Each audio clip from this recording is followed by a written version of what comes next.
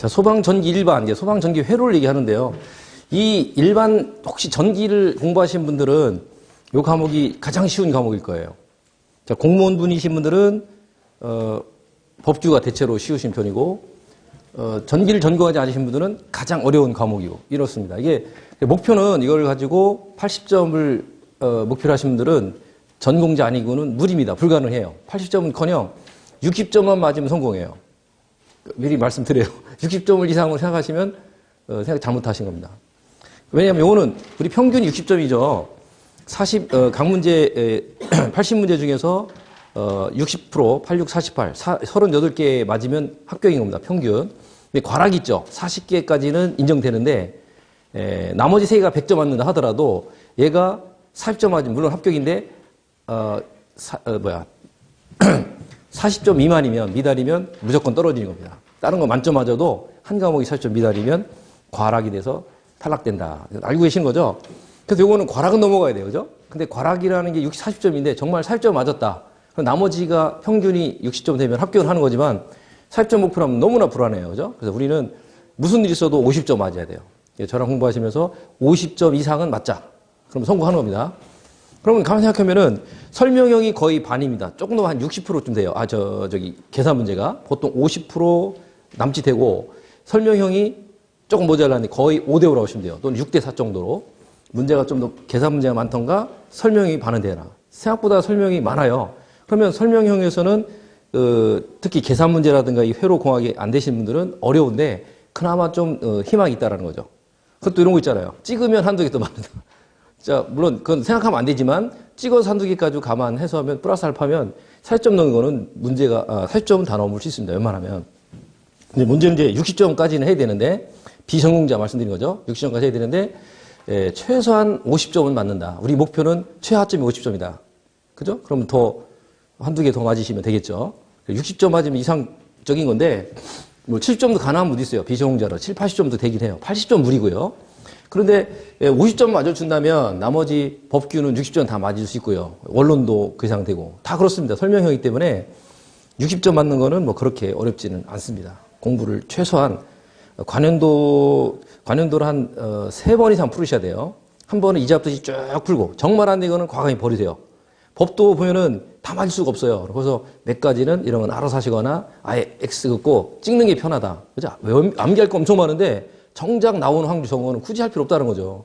전략적으로 시간도 없는데 버릴 건 버리며 하시는데. 그래서 법규는 공무원분들은 뭐 8, 90점 이렇게 목표할 수 있고 100점은 좀 힘들어요. 그 다음에 일반인들은 한 6, 70점, 70점 정도는 7, 80점, 70점 전후는 다 웬만큼 되시더라는 거죠. 법규. 그럼 거기서 10점 이상 플러스가 되잖아요.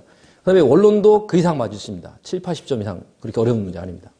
구조도 들어갈 때는 좀 힘들지만 몇 가지만 캐치하면 이것도 충분히 평균 점수 이상은 다 나올 수 있는 과목이다 이거죠. 회로에서는 평균 점수를 갉아먹는 과목이에요. 그래서 60점 못 맞아요. 그러니까 그 부족한 부분은 다른 부분에서 한두 개씩 더 맞으시면 합격 전선이 이상 없습니다. 필기를 뭐 8, 90점 맞고 합격하신 분들은 다들 잘 하시겠지만 우리 그게 아니라 평균 65점 예상하시면 돼요. 목표를. 60점 목표라면 불안하잖아요. 65점, 70점 그렇게 생각하시면 편합니다. 평균 65점, 70점을 한다. 실제 분포도를 대략 보면 불합격된 사람도 한 50점 되고요. 합격한 사람도 60점이 70점 사이 가장 많습니다. 대체로.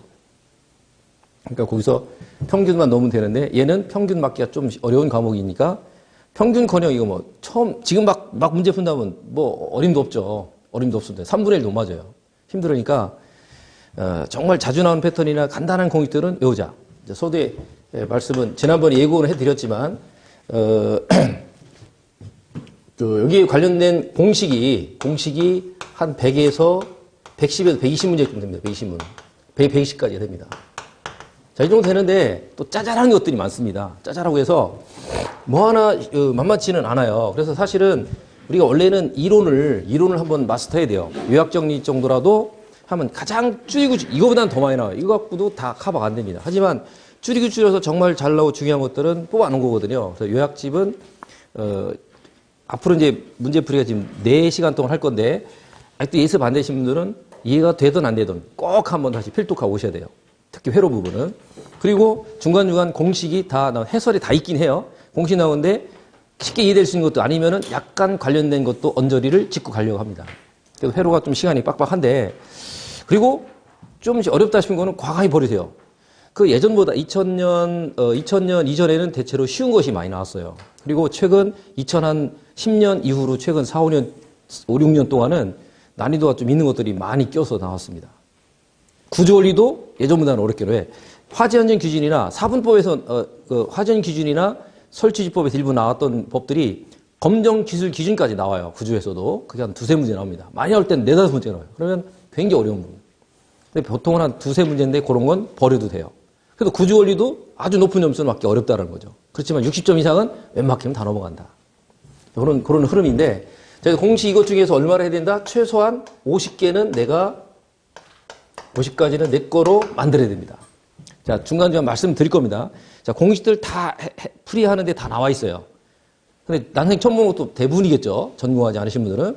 새로 숙지를 하셔야 되는 것들인데, 반복되는 것, 유사한 문제, 이런 것들은 과감히 또 하셔야 되고, 복잡하고 어렵고 자주 나오지도 않는 것, 쓸데없이 나온 것들은 과감히 버릴 줄도 알아야 되고, 이걸 판단을 하셔야 될 것 같습니다. 자, 바로 들어가죠. 자, 2011년부터 2011년 1회부터 풀겠습니다. 1회 21번 보겠습니다.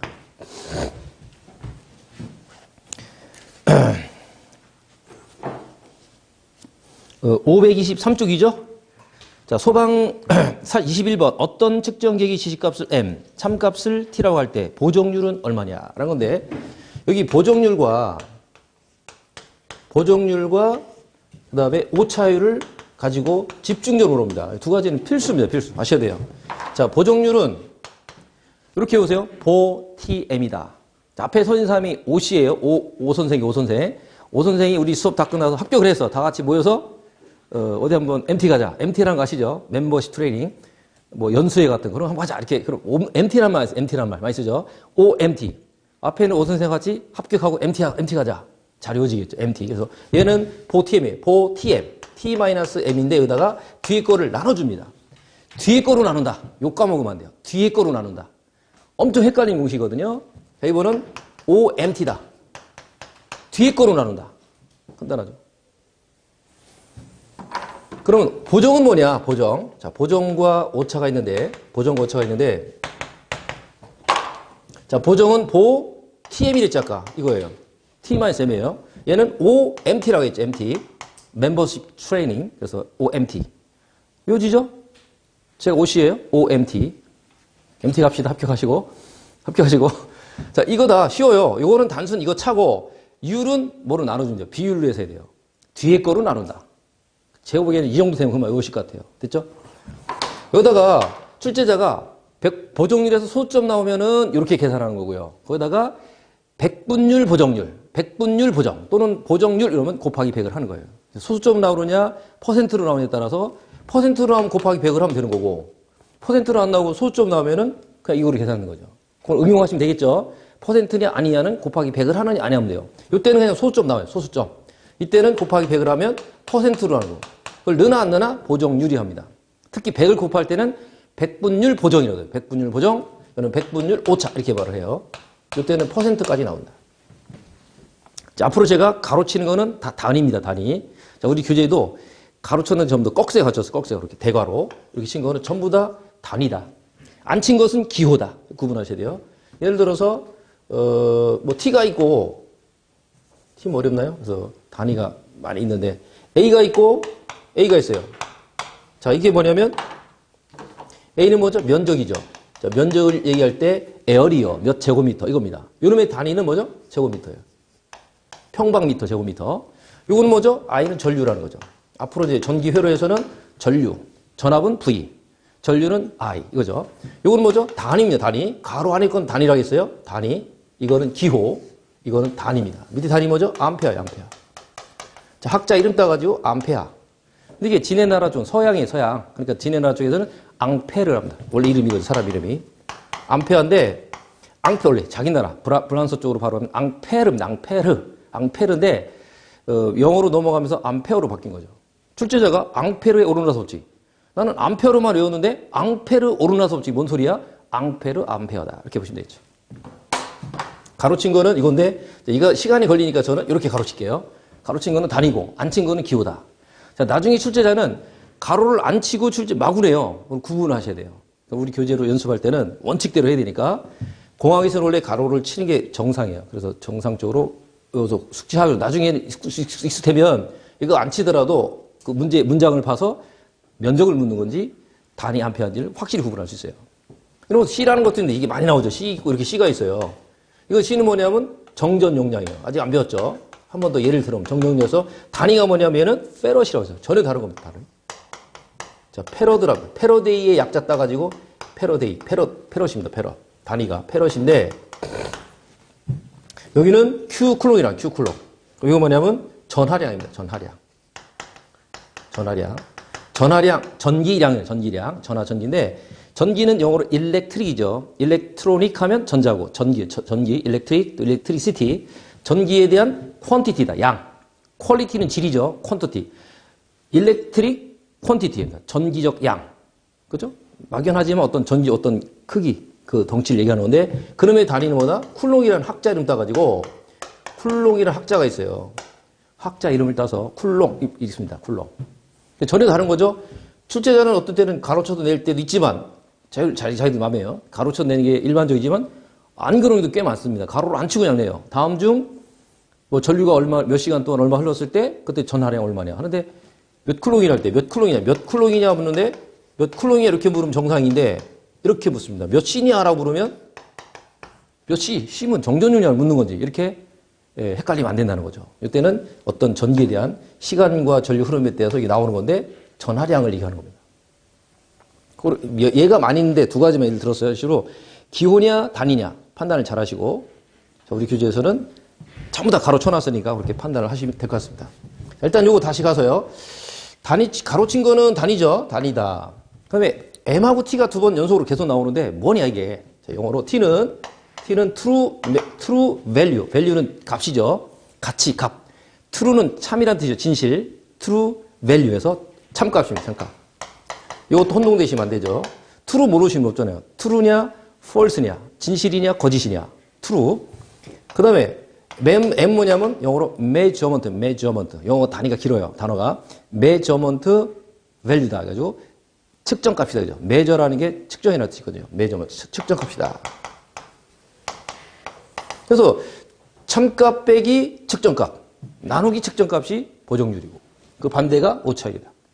자, 이 문제는 오차율을 물었죠. 보정률을 묻죠. 보정률을 물었는데 퍼센트 넣었으니까 어떤 걸 해야 돼요? 이걸 하면 되겠죠. 자, 계산 과정의 음수는 그대로 살려야 됩니다. 대부분 교류에서 가면은 복잡한 교류인데, 교류에 가면은 계산 문제에서 다 웬만한 플러스로 다 단위를 절대값 씌워서 음수를 양수로 표현해요. 마이너스 플러스는 방향성만 있는 거지, 실제 값이 음수라는 뜻은 아니에요. 교류에서는.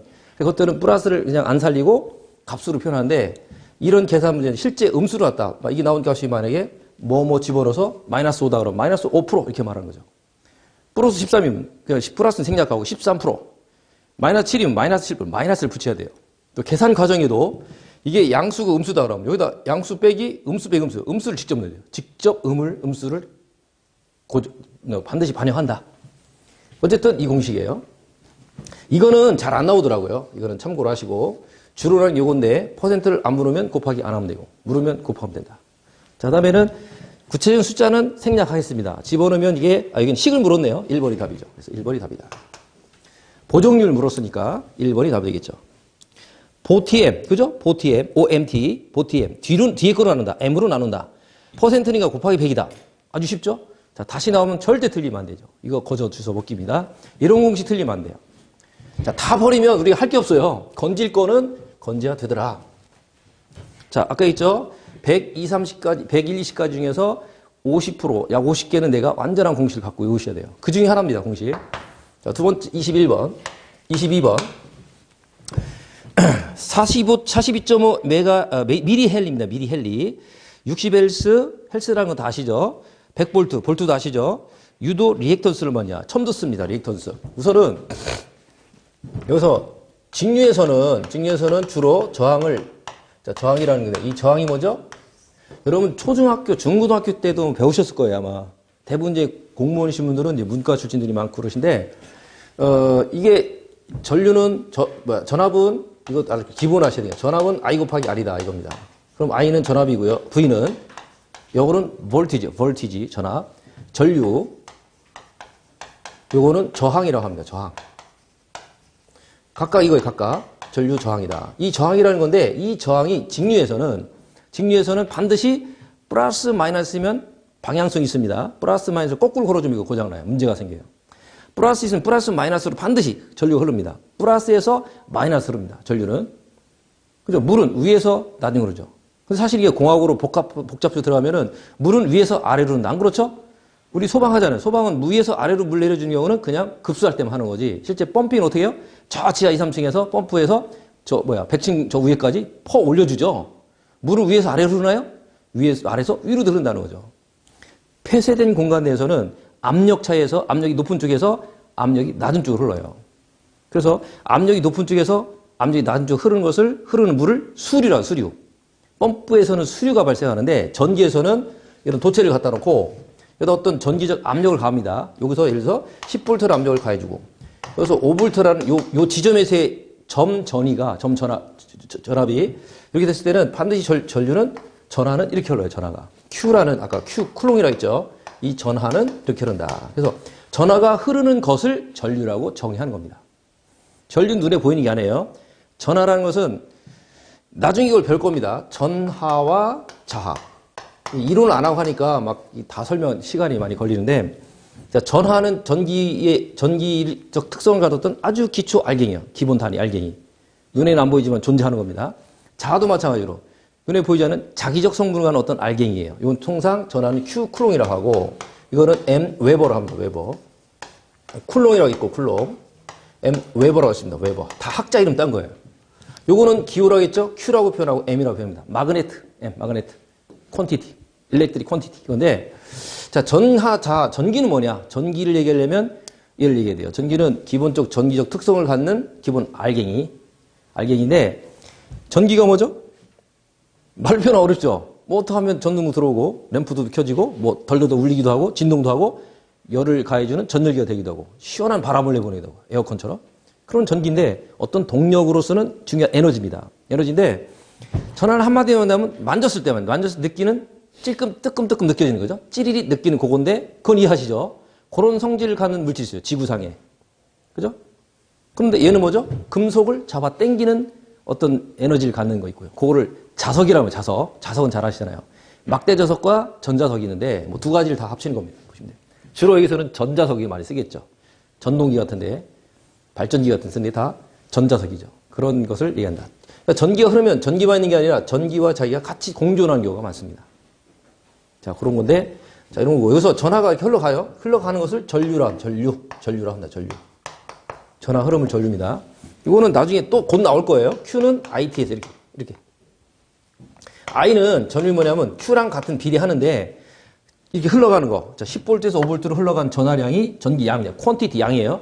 어떤 전기적 성분을 갖는 자하들이 흘러가는 양의 크기인데, 양이 어떻게 크냐. 이 전하량은 어떤 관계냐면 이 시간과 관련이 있습니다. 단위 시간 동안 이동한 전하량, 그러니까 전하 속도죠. 전하에 이동하는 속도가 전류예요. 그 뭐죠? 이동한다. 흐를 U자, 빠른 거죠. 전기의 빠른 속도 개념이 있는 거죠. 단위 시간당 흘러가는 전기량. 그래서 쿨롱 퍼 세컨드라고 합니다. 자, 타임, 시간 아시죠? 시간, 세컨드.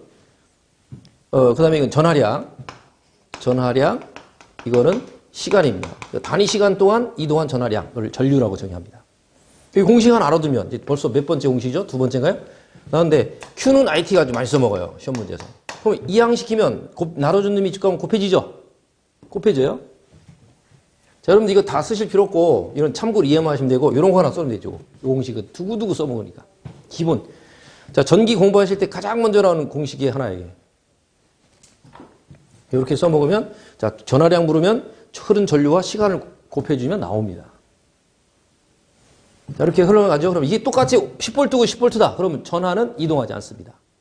수압에도 배관을 갖다 놓고 이쪽에 10기압을 가해주고 10기압을 가해주고 물을 채워넣어봐요. 물은 이동하지 않습니다. 그럼 이쪽을 10기압, 이쪽을 5기압을 넣으면 당연히 10기압 쪽이 센 힘으로 밀어주니까 수류는 여러분 보시기에 오른쪽에서 10기압에서 5기압 쪽으로 수류가 발생합니다. 이걸 배관 속에 물을 채워놓고 수압을 다르게 해주면 수압이 센 쪽에서 약한 쪽으로 밀려간다는 거죠. 뭐 위치적으로 높낮이 상관없어요. 밑에서 강력한 펌프로 물을 퍼 올려주면 저 50층 건물에 있는 저기까지 물이 치고 올라가요. 그래서 스프링클 해도 물 터지고 수화전 물이 나오는 거죠. 소방차 밀어 올리면 저 수입층 위에서 물이 펑펑 나오잖아요. 안 밀으면 안 나오겠죠? 굉장한 압력이 저희 1기압보다 이게 더 센 압력을 가하면 당연히 물이 위로 올라가겠죠? 똑같은 거예요. 전선도 이렇게, 이건 물로 따지면 배관에서 이쪽 압력을 많이 걸어주고 약하게 걸어주면 이렇게 수류가 발생하듯이 이렇게 전선을 딱 일직선으로 놓고 이런 압력을 높이 가해주고 약하게 가해주면 더 높은 위치의 에너지에서 더 낮은 에너지로 흐른다. 수관에서는 물이 흐르지만 수류가 발생하지만 전기에서는 전류가 발생한다 이거죠. 전류 정의는 이거다 이거죠. 단위 시간 동안 이동한 전하량이다. 이렇게 하시는 거죠. 자, 한 문제 가지고 다 어려우니까 그래서 이 문제는 일단은 다시 문제로 돌아갑니다. 이건데 이제 저항에서 저항. 이 저항이라는 것은 전류가 전압의 이런 관계예요. 이걸 이항시키면 R분의 V가 돼요. 방금 이 설명에서 V가 어떤 역할을 해요? 힘으로서 역할을 해주죠? 힘입니다. 전기적 위치 에너지 개념이에요. 다른 말로 전압이라고 하지만 전위라고 돼요. 10V라는 전압은 전위라고 돼요. 전위. 전기적인 위치 에너지예요. 우리 물리적인 위치 에너지가 있죠? 자, 10m 높이하고 5m 높일 때 어디가 더 높아요? 10m 높죠? 10m 내리면 중력 가속도에서 5m 쪽으로 또 떨어져요. 사람이. 모든 물건은 떨어지죠. 거대한 지구 중력에 의해서 떨어집니다. 그럼 이 힘을 이길 수 있는 굉장한 양력으로 올려주면 거꾸로 치고 올라가겠죠. 펌핑해서 저 수입층까지 물이 올라가듯이 그런 개념인 거죠. 압관계, 압력관계, 압력 에너지가 어디가 더 세냐. 이게 더 세면 더 낮은 쪽으로 간다 이거죠. 그때 이 전류라는 것은 이 압력, 전이라는 거, 전압이 셀수록 이거 잘 흐를 것이고요. 흐르는 중에는, 자, 수류로 볼 때, 이 수배관이라고 봤을 때, 배관 안에 매끄럽게 거울면처럼 매끄러우면 물이 술술 잘 지나가겠죠. 똑같은 힘을 갔을 때, 똑같은 굵기에, 똑같은 거리에 장소까지 이 물을 퍼올릴 때 돼요. 배관대가 깔끔하게, 그걸 이제 공학적으로는 조도라고 하는데, 깔끔하게 매끈하게 돼 있는 배관이냐, 안에 녹이 잔뜩 들어가지고, 그냥 한 10년 된 아파트 수도 배관 딱 잘라봐요. 안에 엉망진창이죠? 우리 혈관 나이 든 사람들 매끄럽지 않고 울퉁불퉁 이런데 물이 지나가요. 얼마나 마찰이 크겠어요. 그죠? 동맥경화 같은 그런 배관에 물을 넣어줄 때 하고 깔끔한 세게 설치하고 어떤 게 더 잘 흐르겠어요? 매끈하게 잘 흐르죠? 까칠까칠한 게 안 흐를 거 아니에요. 내부 마감이, 내부 내면이. 그렇다면 이게 저항이라는 거죠. 저항. 자, 수류에서 배관 내에 매끄럽지 못한 정도를 마찰기에 쓰는다. 마찰. 물이 흘러가는 걸 마찰시켜서 잘 흐르지 못하게 하는 거. 전기에서 전하가 흐려야 되는데 잘 못 흐르게 하는 그것을 전기적 저항, 전기 저항, 줄여서 저항이라고 하죠. 저항에는 반비례로 당연히 저항이 클수록 전류는 안 흐르겠죠. 밀어주는 힘이 셀수록 압력이 셀수록 전압이 셀수록 잘 흐르겠죠. 그래서 분자에 비례하고 분모에 반비례한다. 아주 유명한 공식 아닙니까? 이 공식은 여러분 중고등학교 다 배우신 거잖아요, 그죠? V는 IR 이거 모르는 분 없을 거예요. 이거는 이미 알고 있으신 거죠. 자, 거기서 이제 저항인데, 직류에서는, 정리합니다. 자, 직류에서는 저항 R만 있으면 R.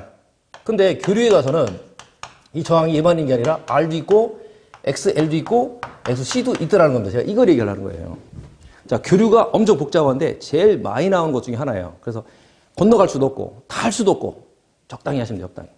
자, 교류가 어려운데, 자, 직류는 이렇게 전류가 플러스를 걸어주고, 마이너스를 걸어주면 반드시 여러분 보시기에 플러스가 오른쪽에 했죠? 그럼 여러분 보시기 오른쪽에서 왼쪽으로 전류가 흐릅니다. 이건 역류는 못해요. 역류 안 됩니다. 교류는 안 그래요. 교류는 지금 이 순간을 이렇게 흐르지만 바로 다음 순간은 이렇게 전류가 흘러요. 또 이렇게 흘렀다가 이렇게 흘렀다가 계속 반복 왔다 갔다 합니다. 직류하고는 전혀 다른 거죠. 그래서 사실은 직류는 그림을 그리는 이거예요.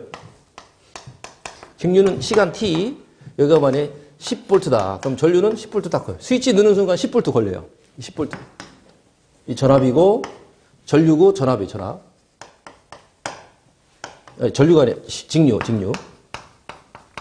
시간입니다. 자, 시간이 0초. 시작하는 순간 0초부터 1초, 2초 가겠죠? 스위치를 딱 누르는 순간 10V를 가리키면 스위치 끌 때까지는 그대로 10V로 똑같이 갑니다. 마치 일직선을 펼쳐놓은 빨랫줄 같다 이거죠. 직선형으로 간다고 해서 영어로 다이렉트 커런트라고 합니다. 커런트. 자, 커런트는 어떤 바닷물에 흘러가는 파도 물결, 이게 커런트라고 하죠? 최근에 흘러가는 유행의 어떤 유행의 어떤 흐름, 이런 거를 커런트라면서, 커런트. 들쭉날쭉거리는 파도 물결 같은 이런 물결, 어떤 흐름을 얘기하는데, 흐름이 딱 부러져. 일직선이다. 다이렉트다, 다이렉트. 다이렉트라면 아시죠? 직선형으로 한다는 거죠. 그런데 교류는 뭐냐면, 자, 교류는 alternative. 영어가 굉장히 어려운 용어예요. alternative current라고 씁니다. current. 자, 이 단어 뭐 어려운 단어니까 모르셔도 돼요. alternative인데. 줄여서 이걸 뭐하죠? DC. 여러분 공무원들 현장에 가셔서 DC, AC란 말 많이 보실 거예요. 그러면 DC가 뭐요? 그럼 이거 조선만 공무원은 뭐야? 이렇게 할 수 있단 말이죠. 이건 아셔야 돼요. 현장 가서 AC, DC 하면 이거 모르시면 안 돼요. 우리말로 직류 A를 쓴 일도 있지만 영어로 AC, DC 써 있어요. 그러면 AC, DC 뭔가 모르시면 안 되겠죠. 자, 얼터너티브 이거 요거는 뭐 스펠링 모르더라도 교류의 약자다 아셔야 돼요. 교류. 이거 다 아시겠죠. 웬만하면. 자, 뭐 일반 실무자도 마찬가지고요. 이거 모르시면 안 되는 거죠. 교류 테리하면 시간에 출발해서 딱 넣으면 처음에는 0에서 출발해요. 출발해 가다가 이렇게 돼요. 시간 T. 가다가 어느 정도 가다 최피크치를 갔다가 더 이상은 안 가요. 다시 들어요. 계속 반복된다 이런 식으로. 이게 가요. 그러니까 무슨 형태예요? 사인파입니다. 사인파. 사인파도 있고 이건 이제 이렇게 되는 경우도 있지만 이런 파도 있어요. 이렇게 되는 파도 있어요. 이런 건 비사인파죠. 일정한 게 아니라 뭐 들쭉날쭉되면서 가는 파. 이거는 비사인파고 매끄럽게 이렇게 그 검은고 줄을 튕기면 흘러가듯이 이렇게 출렁출렁거리는 이거. 그런 것을 사인파라고 합니다. 사인파냐? 일그러진 형태로 되느냐? 일그러졌느냐? 매끄럽게 하느냐? 어쨌든 주기적으로 움직이죠. 이렇게 움직입니다. 울퉁불퉁 움직이느냐? 매끄럽게 움직이죠. 이 차이인데 이거는 비정현파라고.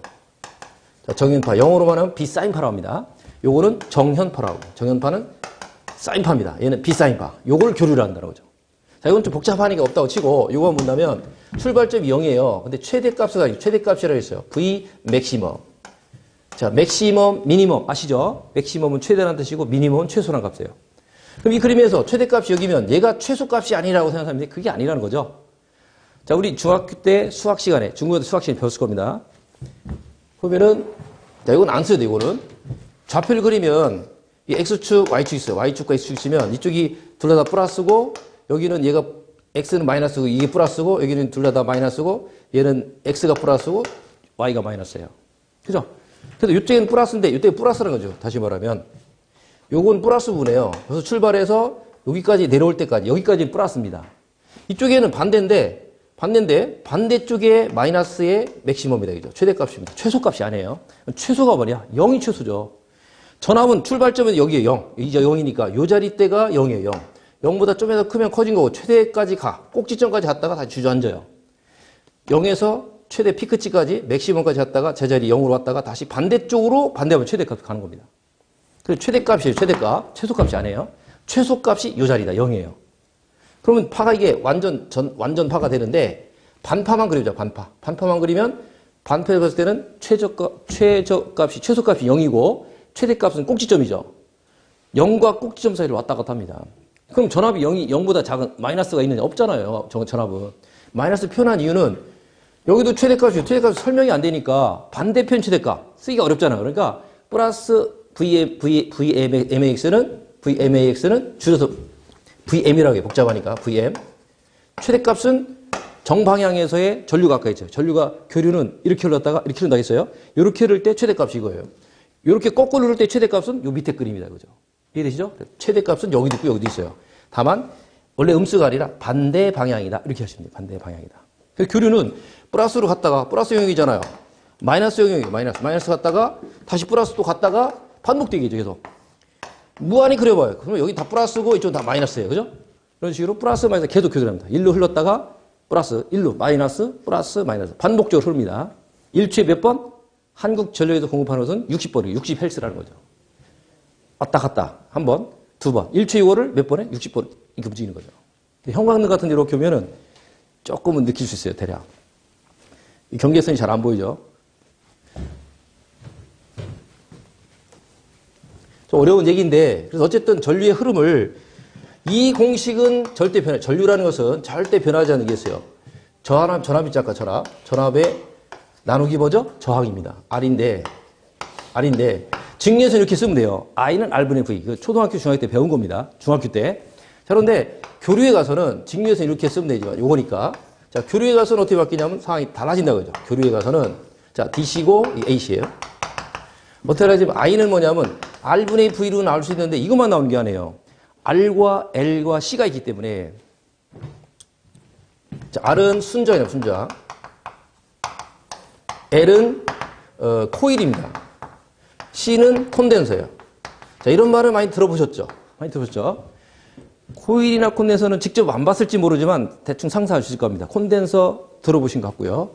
자, 코일은 아실 겁니다. 용수철처럼 이렇게 감은 거예요. 전선을.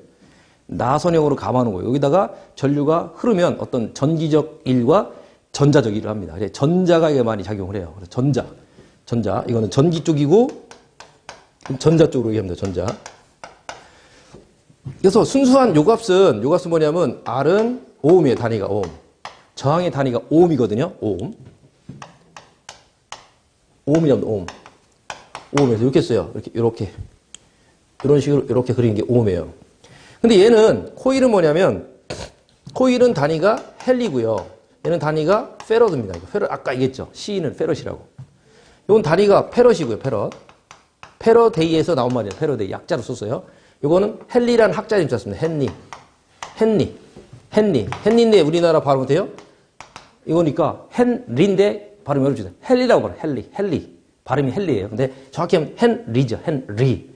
빨리 읽으면 헨리예요. 단위가 헨리고 이것이니까 이 자체가 오음이 아니잖아요. 저항이 아니잖아요. 저항으로 바꾸려니까 여기서 변형된 겁니다. 코일에 구리선에서 생기는 저항은 이거예요. 구리선에서. 근데 코일에 이렇게 감겨있는 코일에서 생긴 저항은 얘랑 달라요. 값이 달라서 다르게 표현합니다. 좀 복잡한 게 나오는데 여기서는 이걸 표현하기 위해 이렇게 표현한다는 거죠. 이 저항을 XL 쓴다는 겁니다. 그래서 뭐라고 읽을 거냐? 리액턴스라고 읽는다는 거죠. 어려워져요. 리액턴스다. 리액턴스. 교류에서 나오는 저항이 3개입니다. 하나, 둘, 3개인데 그중에 두 번째가 요거라는요. 코일에 발생한 저항을 코일 자체는 헨리라는 단위밖에 없어요. 코일에서 생긴 저항으로 바꿀 때는 이렇게 쓰는 XL이라고 쓰는데 실제는 뭐냐면 오메가 L입니다. 단위가 이게 오음이에요. 단위가 오음입니다. 오음. 드디어 오음이 됐으니까 얘가 저항이죠? 얘도 드디어 저항입니다. 리액턴스가 저항입니다. 헨리는 저항이 아니에요. 헨리는 저항이 아니고 여기다가 요 놈을 W 비슷하게 생긴 놈 있죠? 오메가. W가 아닙니다. 오메가예요. 요거를 곱한 여기다 오메가라고 있고요. 단위 오메가라고 있고 각속도입니다. 이름은 각속도. 되게 어려워지죠? 이것도 설명을 좀 해야 될 것 같네요. 일단 요거부터 하고요. 그 다음에 이거는 XC가 있는데 콘덴서에서 생기는 저항. 콘덴서로 인해서 생긴 저항을 XC라고 표현하는데 요거는 똑같이 리액턴스입니다. 얼마 이거는 뒤집어서 표현해요. 오메가 C분의 1. 이렇게 해야만 단위가 오음이 나옵니다. 그래서 오음이 이렇게 나오고 이렇게 나온다는 거죠. 얘는 그 자체가 되고요. 얘들은 변형을 한다는 거죠. 하나는 오메가 L인데 하나는 오메가를 곱해서 C를 곱해서 뒤집어야 돼요. 그래서 세 번째가 복잡합니다. 그래서 어려워요. 그러니까 너무 깊이 들어가면 안 되고 여기까지는 꼭 해야만 어떤 문제가 잡을 수 있어요. 2번, 3번 더 들어가는 건 우리 안 할 겁니다. 포기할 거예요. 그러면 한 번 들어가는 것까지는 해야 돼요. 여기서 한 번 들어가는 것까지는. 한 깊이, 두 깊이, 세 깊이까지 들어가요. 거기까지 하려면 90점 이상 맞는 거예요. 거기까지 할 사람들은. 우리는 50점 맞으면 되니까 한 깊이까지만 하고 두 번째는 안 할 거예요. 그것도 나와요. 나오기는. 포기한다는 거죠. 이것도 어렵잖아 지금. 이것도. 도매가 도대체 뭐고 뭔 소린가. 어쨌든 교류에서 저항은 요 3가지다라고 정리하면 되겠어요. 직류는 얘밖에 없다. 교류는 요 3가지인데 요걸 얘기하는 거고 얘가 얘를 얘기하는 거고 얘를 얘기하는 거예요. 되시겠죠? 근데 이름이 똑같으니까 말을 바꿔야 돼요. 그래서 얘는 뭐라죠? L을 붙이면 U 돌아갑니다. 이 전기적 성격상 유도, 유도 리액턴스라고 하고 얘는 용량 리액턴스라고 이렇게 바꿉니다. C가 용량이에요. 그래서 요거 구분해서 이름 짓는 겁니다. 그럼 얘들을 3가지를 다 합성해야 될 거 아니에요. 합성한 이름 뭐냐?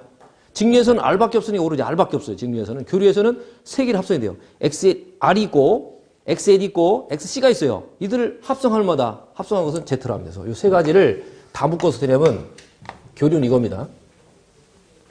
다 묶어서 이걸 다 묶어서 합성이래요. 합성. 자, 합성 교류에서의 합성 저항. 그걸 합성 임피던스랍니다. 어려워요. 말이. 임피던스는 뭐냐면 Z라는 말을 써요. Z 씁니다. Z는 어떻게 하냐면 R 플러스 J 오메가. J 쓰면 읽기도 싫죠. 이런 거 나오면. 이게 복수수 표현해요. 다시 JX. 이렇게 표현해요. 자, 이거고, 이건 벡터로 표현한 거죠. 벡터로 표현하면 이거고, 그 다음에 크기만 따진다면 Z는 이렇게 해서 Z는 뭐냐면 앞에 거 제곱, 플러스 뒤에 거 제곱, 제곱해서 플러스 해줍니다. 요거예요. 이거는 두고두고 써먹으니까 여기는 하셔야 됩니다. 웬만하면 하세요, 여기까지는. 자, 이게 무슨 뜻이냐면, 이걸 다시 한번 쓰면, R은 그대로 가는데 얘들은 J, XL-XC라고 표현한다는 거죠. 이 X는 그냥 포괄적인 거고, X는 두 가지 있잖아요. X가 두 가지인데, 두 개가 다 나오면 XL 빼기 XC로 해야 되는 거예요. 한 번 더 써보죠. R을 플러스. 자, 여기는 할 수 있을 것 같아요, 여러분들. 자, 이거는 보고 하면 되니까 조금 이따 쓰시고요. 보세요. 여기서 XL이 뭐였어요? XL 쓰면 저기서 W가 아니라 오메가라고 했는데 오메가라고 했는데 오메가 단위 오메가 요거 곱하기 L이죠? 다시 바꾸면 이거예요. 그러니까 XL이나 오메가 L이나 같습니다. 요거 빼고 그다음에 마이너스 뒤에 거 뭐죠? 얘잖아요. XC나 얘나 실제는 이거를 잘 안 써요. 이거로 쓴단 말이죠. 출제자는 오메가가 얼마고 이거 얼마 이런 식으로 주어지니까 이거는 오메가 C분의 1이다. 오메가 C분의 1이다.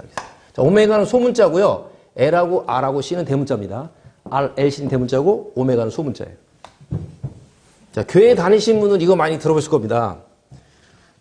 교회 다니신 분들은 시작과 끝이요를 뭐라고 해요? 저도 교회 다녔었는데 시작과 끝을 할 때 성경에 나오죠. 알파와 오메가로 합니다. 그러니까 저기 그리스 문자에서 맨 앞에 뭐죠?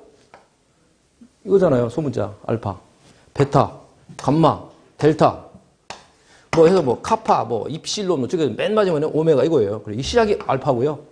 시작이 알파고 끝에가 오메가예요. 그러니까 처음과 끝이다. 모든 거죠. 모든 거라 모든 뜻을 얘기해요. 세상이 시작과 세상 끝이라는 뜻인 거예요. 그러니까 모든 걸 얘기하는데 알파와 오메가 그때 나오는 오메가예요. W가 아닙니다. W가 아니에요. W 소문자 이 W가 아니고 오메가예요. 아시겠죠? 오메가다. 근데 오메가는 뭐냐면 각속도로 표현하는데 설명이 길으면 시간도 없고 그러니까 각속도라는 건 존재한다. 이렇게 말하시면 될 것 같아요. 일단은. 존재한다. 자, 이런 공식으로 출제자가 줄 때도 곧잘 나와요. 여기다 뭐 코사인, 사인은 뭐 정신이 없어요. 그러니까 그런 문제 나오는 건 우리가 찍으면 돼요. 포기하면 되고요. 요거는 하셔야 됩니다. 자, 여기서 나올 때 항상 뭐죠? 벡터는 점을 찍어요. 점을 찍던가 안 찍으려면 이걸 대문자를 굵게 써요. 글자를. 굵게. 진하게. 출제자는 이렇게 진하게 줘줘요. 원래 수학할 때 수학 중학교 한 2학년 3학년 되면 이게 나와요. 고등학교 때 가서도. 벡터는 점을 찍던가 아니면 굵은 글씨를 쓰면 이게 벡터라는 뜻인 겁니다. 벡터 이거예요. 대부분 출제자들은 점을 안 찍고 이렇게 줘요. 굵은 글씨를 주어져요. 벡터라는 뜻입니다. 벡터는 크기와 방향이 있는 거죠. 여기는 크기와 방향이 두 개 다 있어요. 둘 합친 거고 얘는 크기만 나온 겁니다. 방향은 무시하고. 자, 이건데 요거를 이렇게 표현할 때 되면 앞에 거의 제곱이에요. 잘 보세요. 앞에 게 R이죠. R의 제곱이고요. 뒤에 거의 제곱에서 루트 씌워주면 됩니다. 그래서 그래프를 그리는 겁니다. 직각삼각형 하면 무슨 생각이 나요? 중학교, 고등학교 때 직각삼각형의 공식이 있는데 누구 학자? 그리스 학자. 피타고라스. 기억나시죠? 피타고라스라는 공식으로 씁니다. 피타고라스면 여기서 뭐냐면 이게 Z예요. 이게 R이고 직각이고 이게 X입니다. 이런 관계를 성립돼요. 이 과정을 사실 설명하기는 너무 어렵고요. 시간이 없어요. 그래서 결론만 따게 합니다. 이 공식 문제 나오면 직각삼각형 그리는 연습부터 하세요. 직각삼각형 그려가지고 밑변은 저항이다. 순저항이죠. 줄여서 저항이죠. 저항. 순저항. 이건 뭐죠? 리액턴스다. 수직은 리액턴스다. 직각삼각형에서. 결론만 얘기하는 거예요. 복잡하니까. 이 빗변은 뭐죠? 임피던스다. 이렇게 하셔야 돼요. 여기에서 세타가 있고요. 그래서 이 직각삼각형 피타고라스는 제가 전기공학에서 하는 게 아니라 피타고라스가 정해진 그 공식을 그대로 써먹는 겁니다. 자, 빗변의 제곱은 이름의 두 변의 제곱의 합이죠. 자, 피타고라스는 이거지 않습니까? 빗변의 제곱은 빗변이 Z잖아요. 빗변의 제곱은 두 변의 제곱이에요. 각각의 제곱을 합치면 되는 겁니다. 근데 우리가 알고자 하는 Z지 Z 제곱이 아니거든요. 그래서 우리가 아는 공식은 양쪽에 루트를 씌워주면 돼요.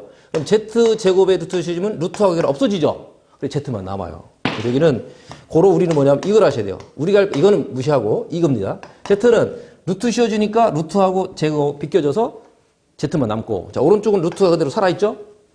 하나만 있다면 R의 제곱에 루트만 벗기면 되지만 두 개가 있어서 루트를 벗길 수가 없어요. 그래서 R 제곱, 여기 오른쪽에 있는 거 그대로 다 오는 겁니다. X의 제곱. 이거죠. 하나 더 변형하자. 더 변형해요. 자, 제가 여기서 간단히만 썼지만 여기서 다시 연기하면 이것처럼 가는 거죠. 그럼 여기까지 됐고, 왜 Z는 이렇게 썼는가는 여기서 원래 나온 거예요. 근데 여기서 나온다는 거죠. 이 그림을 출제자가 안 주어져요. 그림을 잘 안 되신 분은 무조건 그려놓고 시작하세요. 그것도 방법입니다. 몇 초 걸리겠죠? 얼른 빨리 그려놓고 하면 피타고라스 공식 해서 써먹어도 되고, 아니면 막바로 쓰는 이겁니다. 이렇게 식이 나오면 요 J는 떼버리고, 무시하고, 떼버리고, 앞에 거 제곱, 루트 씌워져가지고 앞에 거 제곱, 더하기 뒤에 거 제곱 하면 답 나오죠. 그림 안 그려도 되잖아요. 그죠? 그림 안 그리게 하려면 이런 식이 나오면 이렇게 바꿀 수 있는 거. 그 기술 연습만 하시면 돼요. 되겠죠? 앞에 거 제곱, 뒤에 거 제곱, 루트 씌워주면 돼요. 자, 더 나가자. 그래서 이렇게 나온 게 요거라는 걸 이제 보여드린 거고, 자, 이거 넘어가서 요거를 이렇게 표현해보자. R의 제곱 플러스 X는 뭐였죠? 실제는 XL과 XC 차잖아요. 요거의 제곱이에요. 근데 어떤 사람이 이렇게 하더라고, 요거 제곱 빠졌다.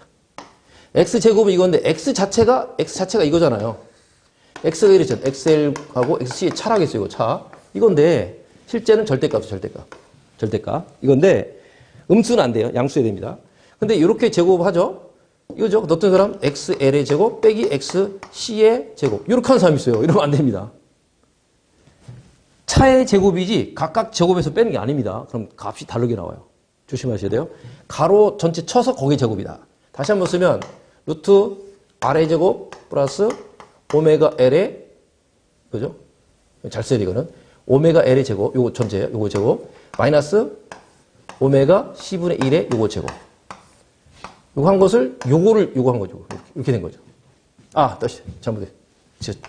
그렇게 하면 안 된다는 걸 얘기하는 건데, 가로 안이 되니 가로 안, 오메가 L 마이너스 오메가 C분의 1, 이렇게 해서 가로의 제곱이 있어요. 항상 가로의 제곱. 여기까지 하면 만만치 않죠? 자, 여기까지는 알아서 하세요, 여기까지는. 자, 여기까지는, 여기까지 누구나 다 할 수 있어요. 이렇게 XC 주어지면 너랑 나랑 복잡해 하지 말고 쉽게 하겠다. 쉽게 가자는 얘기예요. 싸우지 말고 편하게 하자. 이겁니다. 여기까지 나온 문제도 못 푸시면 이건 안 됩니다. 여기까지는 누구나 다 잡아야 되고, 요 이유는 좀 중급이에요, 중급. 정 안 되신 분들은 포기하세요. 뭐라면. 자, 왜 그러냐면, 이렇게는 안 나오고 하나 더 해요, 마지막으로. 요거 선문이 이겁니다. 여기서 나오던가, 요거로 나오던가, 아니면 요거로 나온다는 거죠. 자, 우리가 좀 있으면 이제 주파수라는 걸 또 얘기할 거예요. 그래서 주파수로 하면, 이게 어떻게 바뀌냐면, R 플러스 J 2파이 FL 마이너스 2파이 FC분의 1. 이렇게 해서 풀 거란 말이죠. 주파수는 해요, 출제자는. 주파수가 60Hz다, 또는 50Hz다, 100Hz다 돼요. 주파수가 있는 공식으로 외워야 돼요. 그럼 가봤더니 만만치 않죠, 공식이? 공식이 만만치 않아요. 그래서 이거는 버릴 사람, 과감히 버리세요. 제 욕심은 웬만큼 여기까지 해줬으면 좋겠습니다. 이렇게 하면 아주 쉬운 거죠. 유도 리액턴스 있죠, 유도. 아까 했잖아요. 용량 있죠, 유도 용량. 유도 리액턴스가 뭐 85옴이고, 이건 65옴이다. 그러면 되게 쉽잖아요. 그렇게 안 주어지고, 주파수로 나와, 주파수. 그럼 주파수 나오면 이런 것도 주어지겠죠. C도 주어지고, L도 주어지겠죠. 그래서 파이는 3.14예요. 파이는 3.14 다 아시는 거죠? 3.14 1592. 3.14로 계산하는 거나, 공학 계산기에 파이를 직접 넣어도 되고요. 그거 안 되신 분은 3.14 넣으면 다 풀려요. 해결됩니다. 이것도 하나 더 바꾸면, 이거를 바꾸면 되죠. 저런 식으로 바꾸면 엄청 복잡한데 이게 엄청 많이 나와요. 웬만하면 하실 수 있으면 하는 게 좋습니다. 아래 제곱은 그대로 오고요. 뒤에 거 제곱인데 오메가 대신, 자, 오메가를 했어요. 자, 오메가는 각속도인데 2파이 F입니다. 요거예요. F. 얘는 각속도라고 하고, 이거는 주파수랍니다. 실제로는 각속도를 준 얘는 지금까지 10년 동안에 한 번이가 있어, 한 번. 그러니까 오메가는 안 주어져요. 웬만하면. 거의 안 주어져요.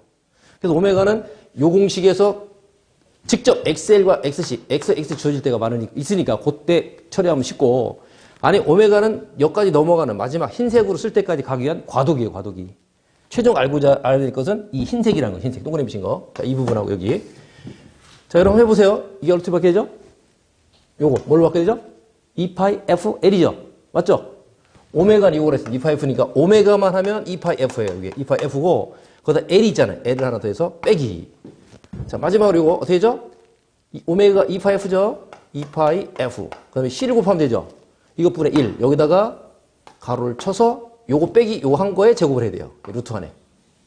그래서 이 공식으로 하던가 벡터로 나올 수도 있고 이거로 나올 수 있어요. 크기로. 이거로 하던가 이걸 하는 거다. 어차피 이거 할 수 있는 사람 이건 하는 거예요. 가능한 거죠. 이거 할 수 있는 사람은 이거 할 수 있는 사람 이거까지 되는 거고 도저히 보기만 해도 질려버린다 하는 사람들은 어쩔 수 없어요. 여기까지만 하고. 교류에서는 저항이 이렇게 간단하지 않더라.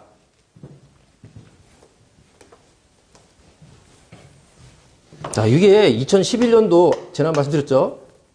2022번까지 마무리해야 되겠구나. 2010년도부터는 좀 더 어려운 게 많이 나와요. 근데 그전은 이렇게 어려운 게 가끔 있었는데 여기서는 빈도수가 좀 높아지더라고요. 그래서 여러분들 더 힘들다고 느끼실 것 같습니다. 자, 22번 마무리하죠. 42.5 헬리 코일에 60Hz 100V의 교류를 갈 때 유도 리액턴스. 유도 리액턴스 되겠죠? 아까 유도 리액턴스는 XL, XC예요? XL이라겠죠. X에도 되죠? 오메가 L이라겠죠. 맞나요?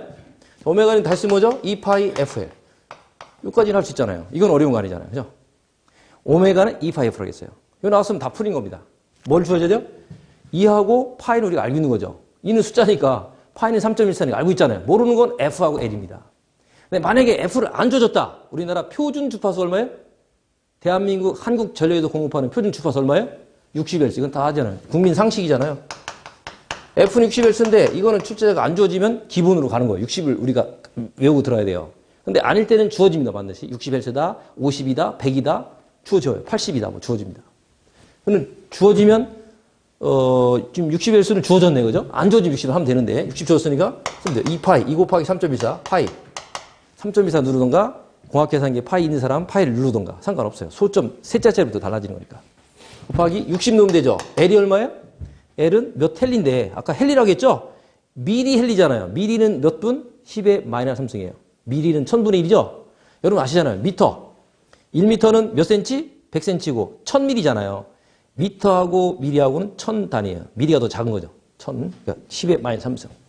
이게 42.5니까 헬리라고 했으면 이렇게 답을 하면 돼요. 이렇게 계산하면 돼요. 헬리하고 있으면. 근데 미리 헬리이기 때문에 미리 헬리보다 훨씬 더 작은 10의 마이너스 3승이에요. 이게. 또는 1000분의 42.5 해도 돼요. 1000분의 42.5. 미리는 1000분의 1이라는 거 여러분 다 아시는 거잖아요. 거의 미리 헬리다. 요거는 계산기 누르면 돼요. 계산기 누르면 얼마 나오겠죠. 자, 공학계산기 갖고 들어가니까 그거 활용하는 방식은 다 아예 연습할 때부터 공학계산기를 가지고 누르세요. 핸드폰으로 하지 마시고. 핸드폰은 시험장에 못까지 가게 해요. 다 꺼놓던가 가방에 넣어놓고 다 앞에 내놓고 하라고 한다고요. 그러니까 공학계산기는 정시로 들어야 되니까 그걸 연습해서 빨리 누를 수 있는 연습을 해야겠죠. 그래서 계산하면 16이 나옵니다. 정확히 하면 약 16인데 16옴인데 옴이죠. 드디어 옴. 출제자 옴으로 물었죠? 저항이라 이거죠. 아까 얘기했어요. 이거는 뭐죠? 단위가 헬리밖에 안 돼요. 인덕턴스랍니다. 인덕턴스. 헬리밖에 안 되고 여기다가 뭐죠? 오메가 L을 곱한 거. 이게 옴이라고 했어요. 이게 뭐죠? 유도 리액턴스다. 유도 리액턴스인데 요거를 XL로 편의상 너무 복잡하니까 편의상 XL을 쓴다 이거죠. 오늘 중요한 거 몇 개 배웠어요? XL은 유도 리액턴스라 한다. 오메가 L을 쓴다. 오메가는 뭐랬어요? 오메가는 2파이 F다. 주파수에다가 2파이를 곱한 것이다. 이건 중간 과정인데 다 생략하고 결론적으로 외우셔야 될 거예요. 매우 중요한 겁니다. 외우셔야 돼요. 오메가로 주어진 일은 제가 했죠. 한 10년 만에 한 번밖에 안 나왔으니까 이거 나올 일은 거의 없다는 거죠. 주파수를 나온다는 거죠. 주파수 하려면 이걸 알고 있어야 되는 거죠. 주파수로 나온다. 네. 자, 그 문제가 뒤에 또 나올 겁니다. 자, 그 다음에 23번. 일정한 저항을 가지고 있는 전압을 산별한다. 여러분, 이 밑에 해설이 있는 거 잘 기억하세요? 전력은 얼마? 전력? 영어로 전력이 파워입니다. 파워 모르는 거 없죠? 힘은 파워다. 잘 아시잖아요. 근데 앞에 일렉트릭 파워. 그러니까 전기적 힘이라는 거예요. 전기적 힘. 줄여서 전력이다. 전력인데 그냥 P라고 씁니다. 파워. 힘은 V 곱하기 아니다. 전압 곱하기 전류다. 이거 새롭게 배우시면 되죠. 전압 곱하기 전류가 전력이더라. 근데 여기서 아까 이거 배웠죠. I는 R분의 V를 했죠. 여기다 V는 그대로 놔두고요. V는 놔두고 I 대신 이걸 곱해봐요. 그럼 어떻게 되죠? 요 I 대신 I를 없애고 요걸 갖다 집어넣으면 어떻게 되죠? 분모는 R이 나오고 분자는 V가 2번이죠. 2번은 제곱이에요. 3번이면 3번 곱하면 3승이고 요 V에다가 V가 또 있잖아요. 그래서 V 제곱이 나온 겁니다. 요것도 같은 거예요. 출제자가 전류 전압을 줄진지 저항과 전압을 줄지 모르니까 이 중에 선택을 하셔야 됩니다. 또 이거 있어요. V는 IR이잖아요. V는 IR. 자, V는 IR이니까 V 대신, 요 자리 대신 I를 집어넣어. IR을 넣어봐요. 그러면 되죠? I가 2번 나왔죠? I 제곱 R. 이렇게 되겠죠? 자, 해설을 그 얘기 하는 거예요. 똑같은 이거다. 다 똑같은데, 공식만 외우면 안 됩니다. 이 공식 가지고 시험에 가면 출제자가 전력을 물었는데, 전압과 전류 조지면 이걸로 풀어야 돼요. 저항과 전압 조지면 당연히 이걸로 풀어야 돼요. 이거로 하루 종일 풀어도 안 나옵니다, 답이. 왜? 출제자는 저항과 전압만 줘줬잖아요. 전류는 안 줘줬잖아요. 전류가 없는 걸 어떻게 풀어요? 또 어떤 때는 전류와 저항만 주어져요. 그럼 그거 출제자 낸 거에 맞춰서 응용을 해야 됩니다. 그러니까 여러분들 이걸 같이 싸잡아서 외우시는 밖에 없어요. 얼른 빠른 속도 써놓고 이 중에 어떤 걸 택할까 고르면 돼요. 그럼 이렇게 놓고 문제를 보자고요. 자, 보니까 일정한 저항이네. 저항 나왔어요? 저항. R 나왔습니다. R 저항. 그 다음에 일정한 저항 나왔고, 그 다음에 가지고 있는 전압으로서 V 나왔네요. 그죠? 그 다음에 마지막이죠? 이럴 때 전력이 어쩌고저쩌고 나왔어요. 그럼 묻는 게 뭐냐면 저항과 전압 주어지고 전력을 물었어요. 그럼 어떤 문제를, 어떤 공식 풀어야 돼요? 첫 번째 공식하고 안 풀리죠? R과 V가 있는 공식 어떤 거죠? 두 번째죠. 여기서는 이걸 택해야 돼요. 이거 잘못 택하면 하루 종일 풀어도 안 나와. 답 안 나옵니다. 그죠? 똑같은 공식을 싸잡아서 외우는 게 방법이다. 그래서 몇 번째 공식이 한 5번째쯤 될 거예요. 이렇게 해서 50개, 60개를 외워야 됩니다. 이런 건 어려운 게 아니거든요. 이런 거 틀리면, 이런 것도 포기한다면 할 게 없어요. 뒤에 가면 더 어려운 거나 그런 건 포기해야 되는 거죠. 여기서까지는 포기할 게 아니다. 다 해야 됩니다. 그래서 이걸 택하면 빨리 택해야 돼요. P는 R분의 V 제곱이다. 이렇게 나왔죠? 근데 얼마에서 얼마로 바뀌었다고 막 나왔어요. 그러니까 어떻게 되죠? 비례식 풀으면 이거 뭐죠? V 제곱 필요한다. 왜? 얘는 일정하다 있으니까. 이 공식 일단 택하고 저항이 일정하대요. 그러면 P하고 V만 관계가 있는 거죠. P는 전력은 V 제곱에 비례한다. 이거죠. 그럼 처음에 전력이 얼마냐면 전압을 3배를 한대요. 이거를 P는 이거에 비례하는데 3배를 한대 3배. 3배의 3제곱이라는 건 이거에 비례한다는 얘기 얼마죠? 몇 배? 고로 9배라는 거죠. 자, 그 해설처럼 풀으면 시간이 걸려요. 그것도 풀이 정석 중에 하나인데 시험장에서는 빨리 푸는 게 답이거든. 뭐 제가 해설 다뤘지만 그게 일반적으로 하는 게 맞아요. 빨리 할 때는 V 제곱에 비례하니까 3배니까 제곱 이거 3배 제곱이니까 9배죠. 3, 3, 9. 그죠? 그래서 여기다 9배다. 4번. 그 다음에 24번. 자, 이거는 또 다른 공식이 나옵니다. 이거 새로운 거 외우셔요. 다 여러분 요약 정리 다 있는 거예요. 있는 건데 요약 정리 다시 한번 훑어보셔야 될 거예요. 뭐였냐면 단상, 일상이라 일상. 일상이라고 하고 콧단자로 해서 단상이 일상, 단상이라고 합니다. 단상. 단상 변압기의 하나의 변압기 용량이 얼마냐면 P라고 합니다. P. 근데 3상이 또 얼마? 이거 3개예요. 3상은 얼마냐면 P3이에요. 이거는 P1 곱하기 몇 대? 세대다. 이렇게 쓰는 게 있죠. 3P, 3배. 3P. 왜? 단상은 하나니까 한 상짜리가 3개를 놓은 거예요. 3개를 이렇게. 변압기를 이렇게 하나 걸어주고, 이렇게 하나 걸어주고, 이게 걸어준 겁니다. 3상이에요. 요거만 단상 변압기. 요거 하나면 P인데, 하나, 둘, 세 개 있으니까 3상인 거죠. 3P죠. 간단하죠? 자, 그런데 시험 문제는 뭐가 잘 나오냐면, 사실 소방에는 아무 필요도 없는 건데, 이상하게 이걸 잘 내요. 왜냐하면, 이 출제된 사람 누구냐면 다 전기공학 교수들이거든요. 그러니까 자기가 지금 전기에서 많이 써먹는 걸 갖다 그냥 소방에 마구 내버려요. 그러니까 소방에서 쓸데없이 고생하기 어려운 거예요, 사실은. 정작 소방에 필요한 전기를 골라서 했는데, 그런 전기 전공공학자들이 소방에 순수이와 사는 사람이 몇 명이 없어요. 다 전기 강의하고 전기 뭐 책 쓰고 하는 분이더라. 전기 쪽 개념밖에 없어요. 그러니까 소방을 건너뛰고 그냥 막 몽땅 내는 거예요. 그러니까 내다 보니까 전기를 아무 관계없는 것들이 마구 나옵니다. 그래서 우리는 무지하게 어려운 거예요. 원망스럽죠? 그래 왔어요. 어쩔 수 없어요. 그래서 가끔가다 소방 쪽으로 이제 완전 전공을 이전시켜서 소방에서 교수하시는 분 중에서 전기하시는 분들은 그나마 소방 걸 가지고 응용해서 좀 내는데 또 응용내는 것도 만만치 않아, 물론. 쉽진 않은데. 어쨌든 그래, 구조죠. 그래서 할 수 없이 일반 전기 있는 거 막 나와요, 막 나와. 기능사거, 산업기사거, 기사거 막 섞어서 나옵니다. 냉정히 봐서 우리 소방에 나온 소방이 전기 회로는 전기 기사차 기타할 때 산업기사 수준도 안 됩니다. 죄송하지만. 전기 산업기사 수준도 안 되는 수준 내는 거예요, 수준은. 근데 비전공자는 무지하게 어려운 거예요, 이게. 전공한 사람들은 그 쌩 고생하면서 졸업을 했고 자격증 땄지만 그 사람도 거저 따진 않았죠. 그동안 과정을 거쳤죠. 그런데 많은 시간 투자했잖아요. 4년 동안 전공을 했죠. 또 시험 공부하러 또 뭐 몇 개월씩 갔죠. 그 사람은 거쳤기 때문에 소방 전기는 쉽게 풀어요. 그냥 가서 바로 풀어도 7, 80점 나옵니다. 그 과정을 거쳤으니까. 처음 한 사람들은 난생 처음 공부하니까 당연히 어려운 거죠. 어쨌든 이런 개념이 이게 P이고, 이건 쌍P고 되는데, 이거에서 세 선 있죠? 한 선, 두 선, 세 선 중에서 3선 중 1선이 끊어졌어요. 사용하는 중에 끊어집니다. 또는 세대 있죠? 한 대, 두 대, 세 중에서 또는 3대 중 1대가 고장났어요. 똑같은 얘기예요. 세 개가 잘 가동해야 되는데, 전선을 연결을 씁니다. 잘 가동해야 되는데, 이 중에 하나가, 변압기 하나가 고장났거나, 이 연결한 이 선이 하나 끊어졌거나, 똑같은 거죠. 어쨌든, 그 한 놈은 못 써요. 못 쓰면 뭐만 남아요? 요 두 놈만 남죠. 자, 두 놈만 남아서 이거를 위치를 고개를 이렇게 돌려봐요. V자처럼 보이죠? 그래서 이걸 V결선입니다. 이럴 때마다. 삼상은 삼상인데, V결선으로 가동을 하는 거예요. 그래서 그때는 뭐냐면, PV랍니다. V결선. V결선 아시죠? 삼상 중에서 한 선이 끊어졌거나, 한 상의 변압기가 고장났거나, 어쨌든 한쪽 못 쓰는 거예요. 이 세 개 중에. 하나, 둘, 세 개 중에서 아무거나 하나 못 쓰는 거예요. 이걸 못 쓰던, 얘를 못 쓰던, 그럼 V자처럼 생겼잖아요. 뒤집으면. 그죠? V자잖아요. 그걸 V결선이 한다. V결선이 뭐냐면, 세 개예요. 실제는. 세 대가 가동을 해요. 한쪽만 못 써먹는 거다. 그래서 어떻게 하냐면, 이때는 PV라고 표현하는데, 얼마냐면, 루트 3 P가 됩니다. 그렇다고 두 개 값은 못 해요. 하나보다는 많고 두 개보다는 못하는 형태가 됩니다.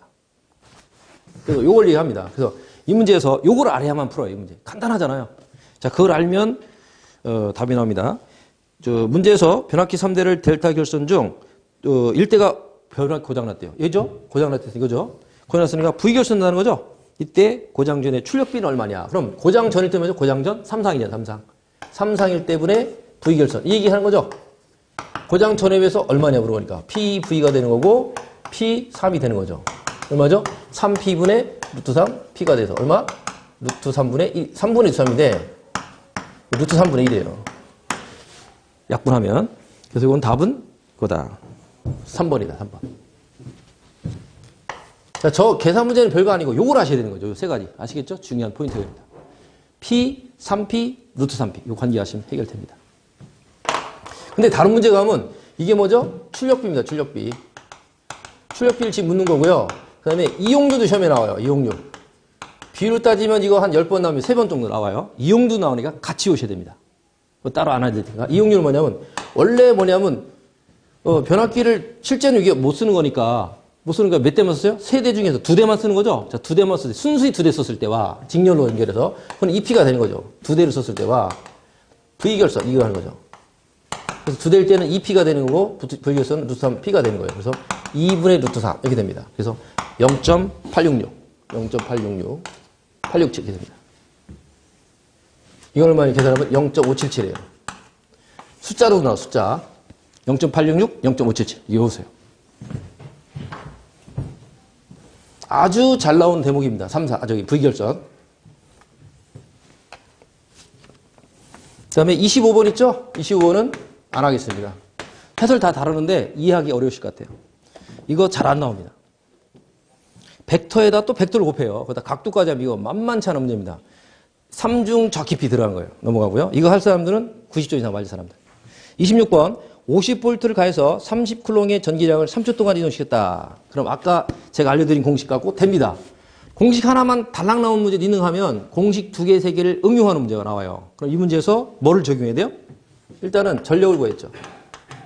그다음에 먼저 전류를 구했죠.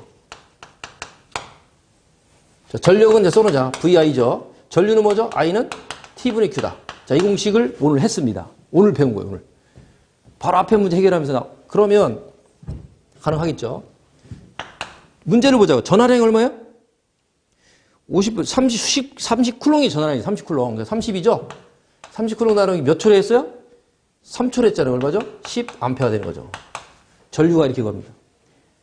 아까 했던 얘기죠. I는 T분의 Q다. 전류는 전하가 단위 시간 동안 이동한 전하량이다. 이동한 전하량이다. 전하량의 이동 속도입니다. 전력은 아까 했죠. 이거죠. 그럼 V는 주어졌어요. 얼마죠? V는 50V예요. 50V 곱하기 전류 10이죠. 이거 올라가면 되니까. 그래서 500W다. 500W인데 킬로와트를 물었죠. 출제자는. 킬로와트니까 얼마죠? 0.5kW 이렇게 풀면 되는 거죠. 자, 이거는 아주 쉬운 겁니다. 근데 물론 쉬운데 이걸 모르면 못 풀죠. 자, 이런 공식이 있다는 걸 모르면 이 문제는 못 푸는 거죠. 근데 기초 중에 기초니까 이런 걸 포기하면 회로는 가능성이 없는 겁니다. 이거는. 요 정도까지는 쉬운 공식이니까 그럼 벌써 우리 풀 거 많아요, 지금. 제가 버리라는 거에 비해서 25분 버렸잖아요. 나머지는 가능합니다, 다. 물론 그것도 100% 소화되느냐 해서 한두 개 또 차이 나겠지만 일단은 그런 식으로 본다면 우리가 가능할 수 있는 것들이 많아요, 생각보다. 회로는 무조건 어렵다. 이렇게 하지 마세요. 내가 반은 맞는데 문제가 없다.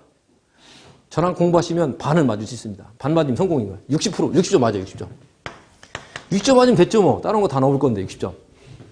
그래서 이게 얼마예요? 0.5kW니까 1번이 되겠죠. 27. 직류전도 이런 건 설명이잖아요. 물론 처음 배우는 거지만 계산보다는 쉬워요. 외우자. 여러 번 나옵니다, 이것도. 직류전동기의 속도 제어. 자, 밑에 세 가지 있습니다. 제호만 갖고도 많이 나와요. 계좌 제어, 전압 제어, 직렬저항법. 그 중에 아닌 거 골라라면 고르면 되겠죠. 세 개 중에 아닌 거. 근데 여기서는 더 어렵게 들어갔죠. 그 중에 전압제어, 해설을 보세요. 해설 보니까 전압제어에는 정토크 제어인데 워드 레오너드 방식, 그 다음에 일근어 방식, 직병렬 방식 있어요. 그 세 가지니까 출제내기 좋죠. 나머지 아닌 거.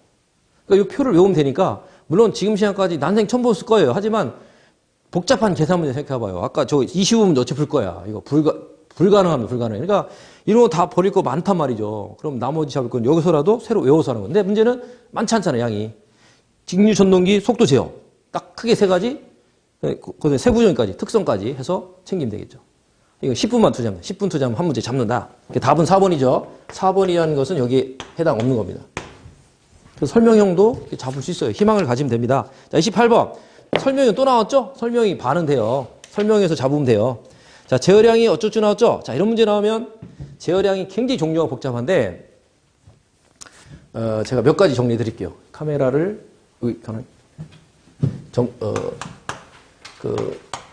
자동 제어. 자동 제어는 그 학자나 이제 대학에서 교수하는 교수분들이 강의를 할 때 여러 가지 자기 책을 내면서 다양한 분야로 분류를 합니다. 분류 종류가 굉장히 많아요. 그래서 굉장히 많지만 우리 시험에 집중해 나오는 형태의 분류, 그거만 하겠습니다. 첫 번째, 뭐가 있냐면, 제어량에 따른 분류.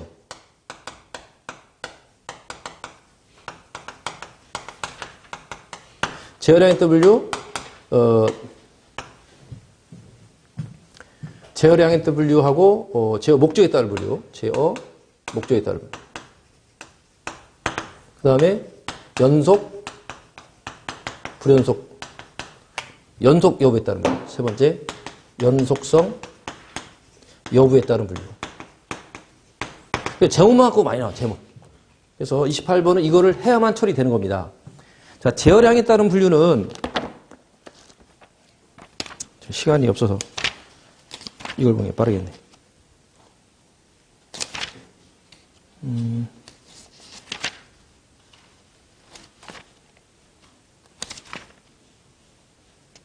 저기 보세요.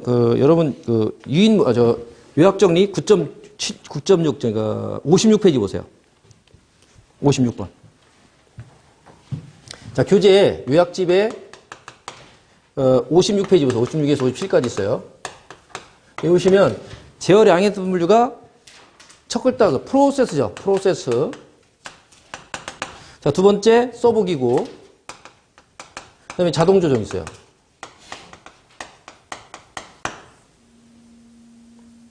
그 다음에 시퀀스 있어요. 하나 더 있어요. 시퀀스. 그 다음에 제어 목적에 따른 분류. 자, 목적에 따르면 크게 두 가지 나옵니다.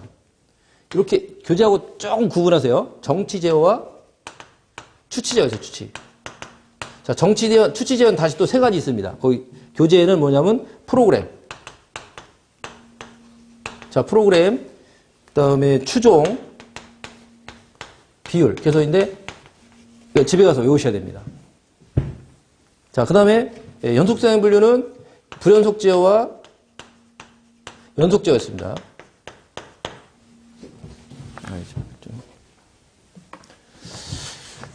요 제목에 따른 분류가 시험에 나온다는 거죠. 다음 중 연속성에 따른 분류냐 아니냐, 또는 다음 중 제어에 따른 분류인 거냐 아니냐, 이렇게 물어본다 이거죠. 그죠? 자, 그래서 요 제목만 외우시면 되는데, 자, 세부적으로 들어가는 것도 있어요. 물론 그런 것들은 나온 것들만 외우자. 이것도 방법입니다. 다 하면 더 좋지만 시간이 없고 그러니까 이거 되시겠죠? 집에서 한 10분, 20분 투자해서 외우는 수밖에 없어요. 그럼 우선 이 문제부터 처리하자고요. 그럼 여기서 제어량이 온도, 압력, 유량, 액면 등 같은 일반 공업량일 때, 그게 뭐죠? 프로세스입니다. 프로세스가 제조 과정 또는 공정이랍니다. 공정. 공정제어랍니다. 영어로 프로세스라는 단어를 아시는 분들은 그냥 주실 수 있어요. 프로세스가 뭐죠? 영어로? 우리말로 하면? 공정이에요. 프로세스가 그대로 직역하면 공정입니다. 공정. 제조 과정, 그겁니다. 제조 과정. 그 뭐죠? 공업적인 거죠. 공업량. 여기 나오면 공업량. 이 키워드입니다. 이 말 나오면 더 돌아볼 것 없이 그냥 프로세스라 찍으면 돼요. 우리말은 공정제예요. 공정. 똑같은 말이에요. 프로세스가 공정이에요. 그래서 이거 알면 그냥 해결되는 거죠. 답은 그래서 1번이 된다 이거죠. 1번. 자, 그런데 요거 좀 구분할게요. 저 요약집 다 갖고 계시죠? 자, 요약집 보시면 두 번째 나온 거 9-7에 제어 목적에 따른 분류가 그냥 네 가지로 풀리는데 실제는 이렇게 구분해야 이건 뭐냐면 시간에 따라 시간이 바뀌어도 목표치가 어때요? 목표치가 일정합니다. 고정돼 있어요. 안 움직입니다.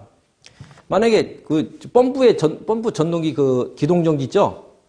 그 실무에 가면은 펌프를 보조 펌프하고 주 펌프가 있어요. 소화전이나 스프링클러. 그럼 주 보줄 때 정지점 놓고 기동점 올라요. 그때 정지점 만약에 10이라는 압력을 놓으면 10이 되면 무조건 이건 펌프 쓰게 돼 있어요. 펌프가 돌아오면 굉장히 압력 올라가죠? 1기압, 2기압 올라가다가 어느 되면 10기압만 되면 무조건 쓰게 돼 있어요. 그렇게 세팅만 해놓으면. 세팅 바꾸면 바뀌겠지만 그런 식으로 그 정해진 값이 안 바뀌는 거예요. 그런데 세상에 그런 것만 있나요? 예를 들면 미국 이럴 일이 있으면 안 되겠지만 만약에 북한에서 우리나라에 미사일을 쐈어요. 자, 동해안으로 쏴서 연습을 하는 게 아니라 남한을 향해서만 쐈어. 예를 들어서 서울을 쐈다. 가만히 있으면 안 되겠죠? 전방에 있는 숨어있는 야전 부대들이 그거 목표로 해서 쏴야 됩니다. 쐈어. 날라오는 거죠? 이게 날라와요. 어떻게 여기서는 우리가 쏜 거 보고 쏘면 늦죠, 얘가. 여기서 날아가는 시간이기 때문에 여기 지날 때 여기다 쏘면 안 되겠죠. 여기 가는 속도가 있는데 여기를 향해 쐈으면 여기다 쐈으면 얘는 이미 지나갔어요, 그죠? 그러니까 여기서 여기쯤에 발견이 됐다. 그럼 이만큼 날아가는 시간을 보고 내가 준비해서 쏠 시간을 감안해서 얘가 앞으로 날아갈 시점을 정확히 해서 공중에서 명중시켜 폭파시키지 않으면 불바다가 됩니다. 옛날 쿠웨이트 공격할 때 사우디의 국경에서 미군들이 아주 명성을 떨쳤잖아요. 패트리어트 미사일 요격시키는 거. 그런 게 다 이런 걸 하는 거거든요. 그러니까 시간에 따라 목표가 계속 바뀌어요. 지금 목표는 요거죠. 발견한 게 이거지만 여기다 쐈다가는 얘는 이미 지나가서 그죠? 버스 지나가고 손드는 거예요. 그래서 앞으로 날아가는 속도나 방향을 보고 그 앞질러서 쏴야만 여기 날아가는 속도하고 포탄의 속도 맞춰서 명중을 시키는 거죠. 공중 폭파시키면 다 끝나는 거죠. 그런 제어가 이런 거예요. 그러니까 시간에 따라 목표가 계속 움직이는 거죠. 위치, 방위, 자세 이런 것들이 다 그런 겁니다. 그래서 움직이는 것이 이거예요. 그런데 그게 세 가지로 크게 분류한다. 이렇게도 시험이 잘 나옵니다. 시간에 따라서 목표값이 변하는 거. 시간에 따라 안 변하는 거, 시간에 따라 목표값이 변하는 거. 그래서 변하는 거는 추치제어다라고 합니다. 아시겠죠? 치는 갑치자죠.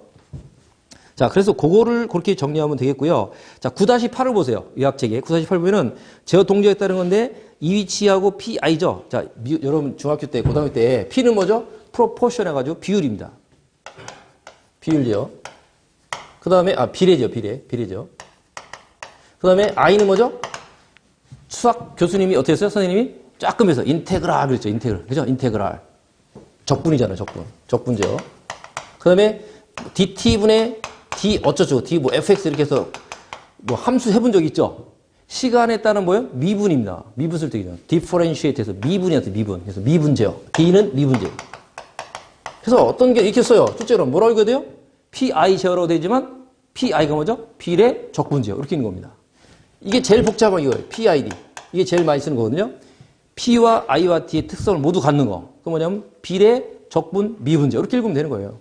그냥 영어로 PID 제어해도 되지만 출제자는 그렇게 안 내고 이게 뭐라고 물어봐요. PID가 뭐냐면 비례, 적분, 미분제. 이렇게 말하면 돼요. 제목대로.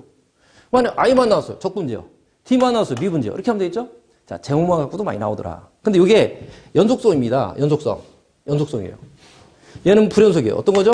거기 나온 온오프 제어 있죠? 온오프 제어가 불연속 제어고 이걸 이위치라고 합니다. 이위치 제어. 온오프 제어를 써놓으세요. 이위치 제어. 그거 써있나요? 또는 다위치도 있어요. 다위치 제어. 다위치 제어에서 이런 것은 불연속 제어입니다. 지금 요약집에서 57쪽에 9.8을 얘기합니다. 9.8. 그 표로 그냥 묶어놨는데 이위치 제어 온오프죠? 그 다음에 다위치 있어요. 다위치. 두 개는 불연속 제어다. 그 다음에 영어로 써있는 P부터 PID까지는 연속제어다. 쓴데 있죠. 이거 P, I, D 이런 것들이 짬뽕. 이거는 연속제어다. 되시죠? 그래서 제목만 갖고도 많이 나오니까 이거는 절대로 틀리면 안 됩니다. 그러니까 요약책은 추린 거니까 이거보다 더 추리면 안 되고요. 여기까지는 하시면 60점, 50점 이상은 전혀 문제가 없어요. 이거에 한 여러분들이 80%만 소화하시면 돼요. 7, 80%만 이해하시면 됩니다. 몇 개는 틀린다고 봐야 되겠죠? 그래도 이거 다 맞으면 60점 넘어요. 이것만 다 알아도.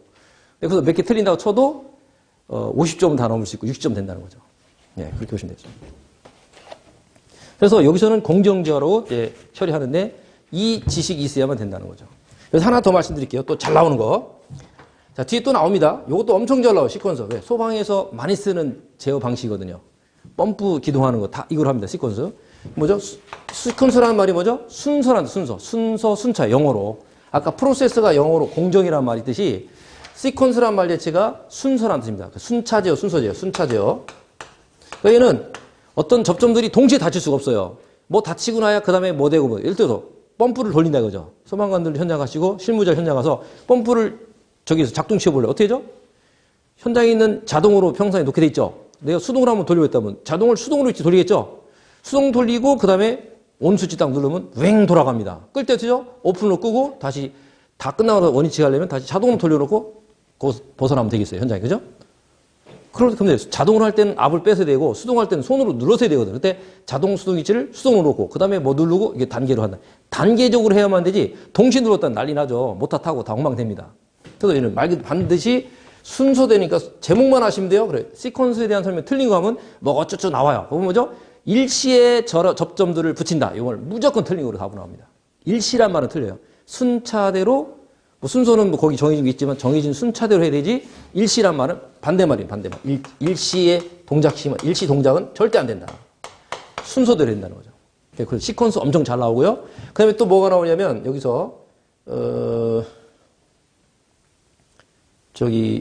프로그램이죠. 프로그램 잘 나와요. 자, 프로그램은 여러분들 이거 생각하시면 돼요. 자, 프로그램은 잘 감이 안 잡는데 여러분들 그 컴퓨터 전문 프로그래머라는 거 많이 들어보셨죠? 전문 그냥 단순히 뭐 워드만 하는 정도가 아니라 컴퓨터 프로그래머라는 사람은 컴퓨터의 박사죠.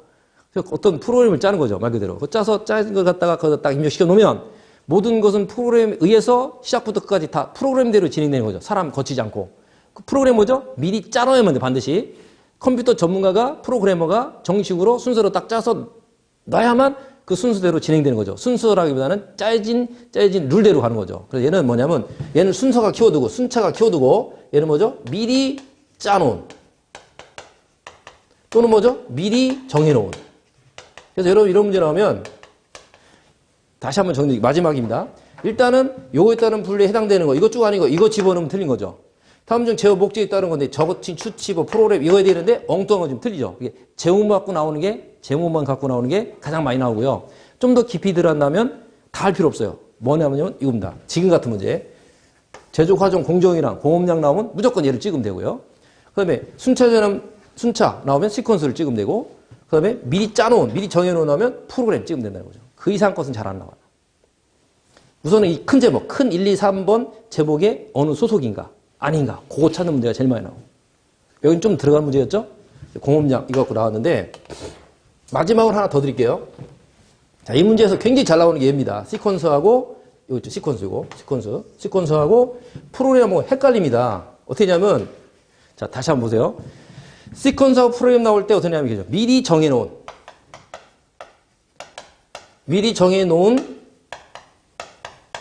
어쩌고 나온다면 뭐라고 답한 데 있어요?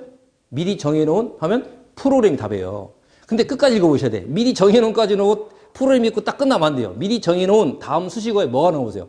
미리 정해놓은 순서대로. 여러분 뭐가 답일까요? 미리 정해놓은까지 넣으면 프로그램 딱 찍으면 돼요. 근데 미리 정해놓은 순서까지 넣으면 이때는 순서가 키워드예요. 어떤 거예요? 시퀀스입니다.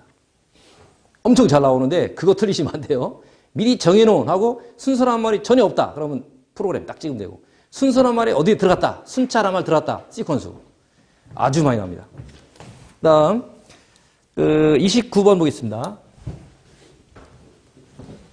자, 30번까지 하고 쉬었다 하겠습니다.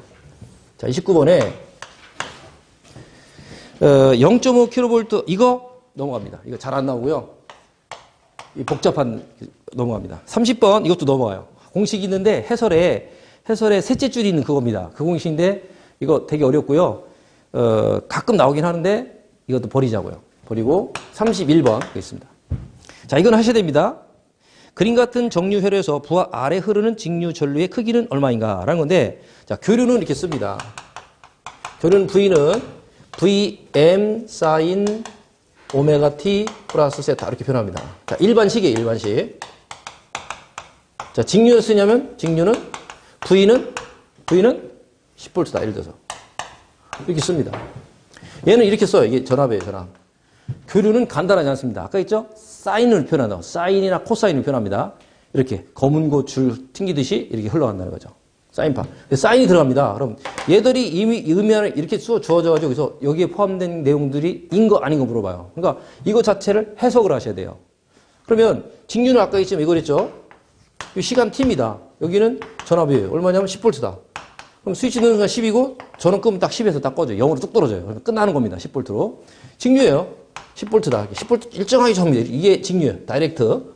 근데 교류는 그게 아니라겠죠? 교류는 이런 식으로 합니다.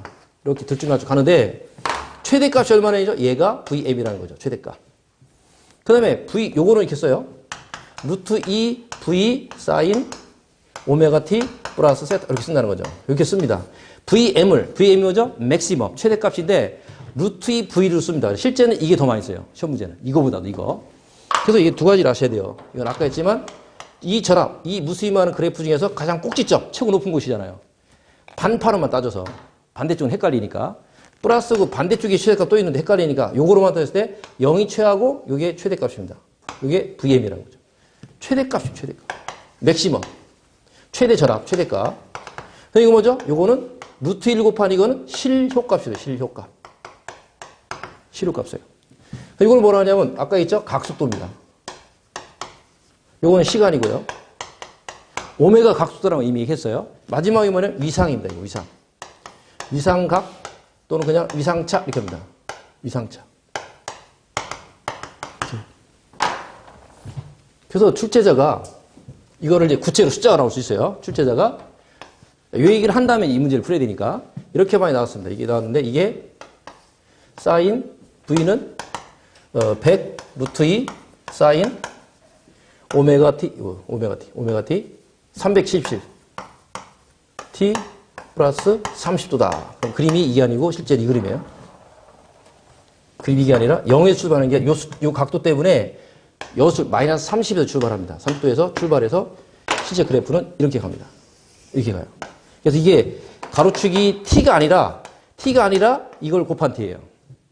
각속도로 곱하고 복잡하죠? 이거는 대문자가 아니라 두루뭉실입니다. 식 자체가 두루뭉실이잖아요. 두루뭉실이니까 두루뭉실 소문자로 써요. 여기 대문자로 딱 쓰고 이거는 이제 시간 이렇게 표현합니다. 이게 세타입니다. 똑같아요. 세타나 오메가 T나 같은 겁니다. 그래서 이 그림에서 이걸 말하는 거죠? 최대값이 얼마라는 거죠? 최대값은 100 루트입니다. 100 루트가 1.44니까 140 약 141 볼트예요. 최대값이 꼭지점이. 그럼 요거는 뭐죠? 루트 1을 뺀 요거는 요게 실효값이 됐죠.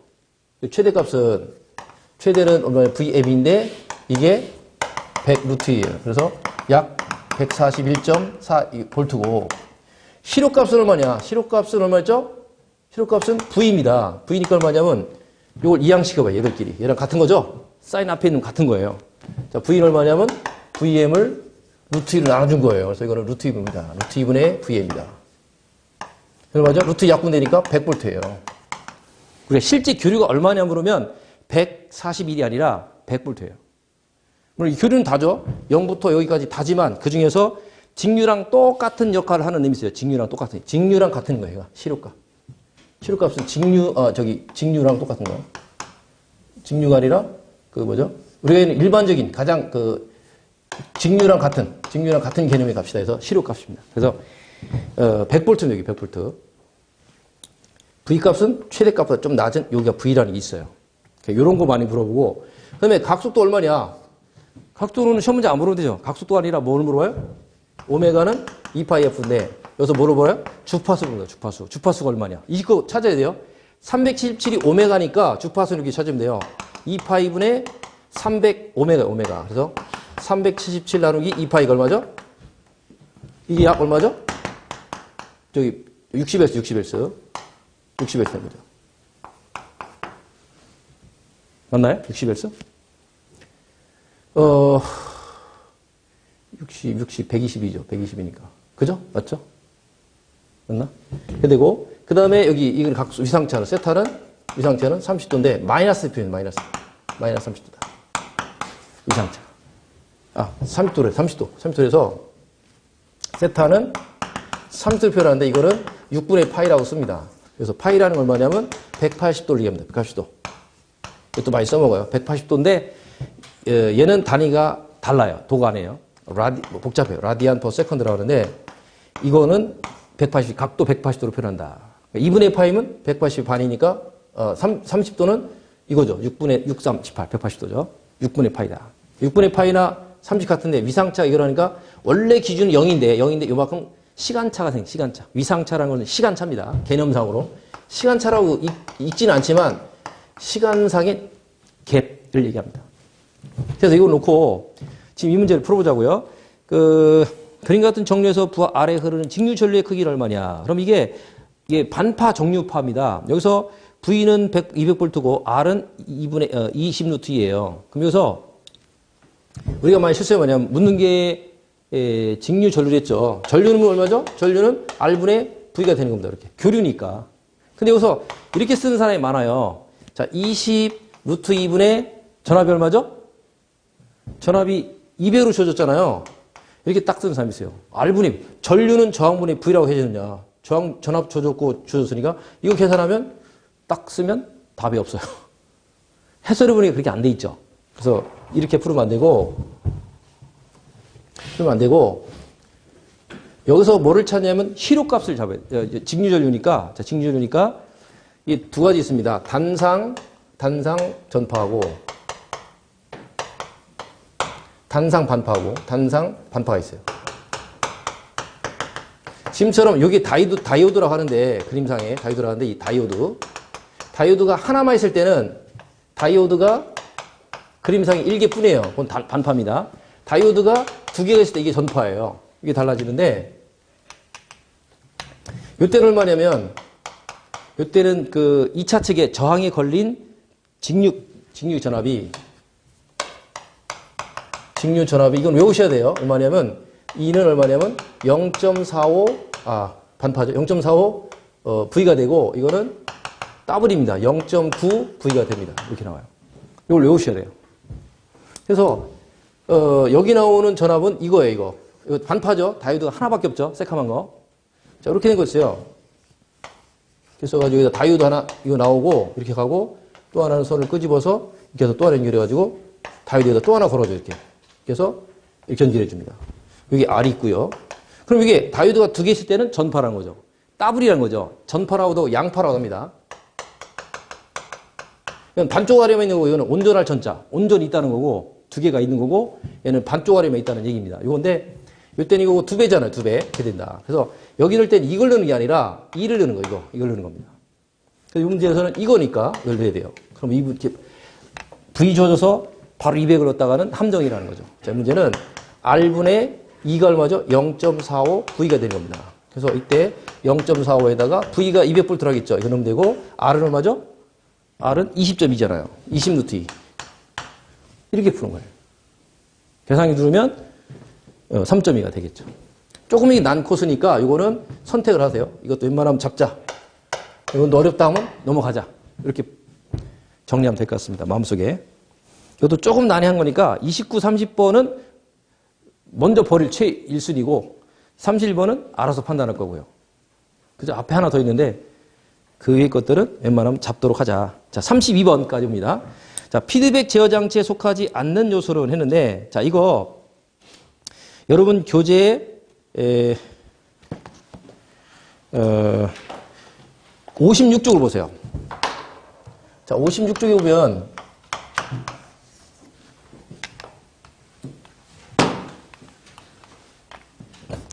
중요한 제어 요소에 대한 어떤 그 그래프가 있습니다. 그 블록 다이어그램인데 맨 왼쪽이 출발하는 게 입력이 목표값입니다. 목표값을 넣어주면 설정부가 기준 입력 요소인데 그걸 거쳐서 또 이렇게 검출부에서 되돌아오는 거 있죠. 뭔가 목표치에 도달을 못하면 다시 바꿔봤습니다. 바꿔봐주는 게 피드백이라고 하는데 한자로는 주궤환 신호를 합니다. 그걸 피드백이라고 합니다. 주궤환. 주궤환인데 궤환은 되돌아온다는 거죠. 피드백이다. 피드백 회로를 거쳐서 되돌아오는 거 합쳐져가지고 조절부로 들어가죠. 제어 요소. 점선 박스 있죠. 점선 박스에 제어 요소로 들어가는데 제어소에서 조절과 조작을 거쳐서 최종적으로 제어 대상으로 가서 제어량으로 나옵니다. 제어량이 최종 우리가 원하는 제품이 되는 겁니다. 처음에 집어넣은 원료가 목표값이에요. 맨 왼쪽 목표값이고 제어량은 나가는 게 최종 생산 상품입니다. 근데 거기 이걸 그림이 하나 더 그려놓으세요. 이렇게 빽 돌아온 게 뭐죠? 이렇게 온 게 검출부죠? 검출부입니다. 여긴 제어량이었죠? 그죠? 여기에다가 뭐라고 쓰냐면 점 찍은 데 이거 빠꾸 먹는 거 여기다가 뭐라고 쓰냐면 O and Y를 쓰세요. Yes, yes, yes and no 쓰세요. 이게 뭐냐면 입출력 비교 장치. 여기 시험 문제 잘 나옵니다. 입출력 비교 장치입니다.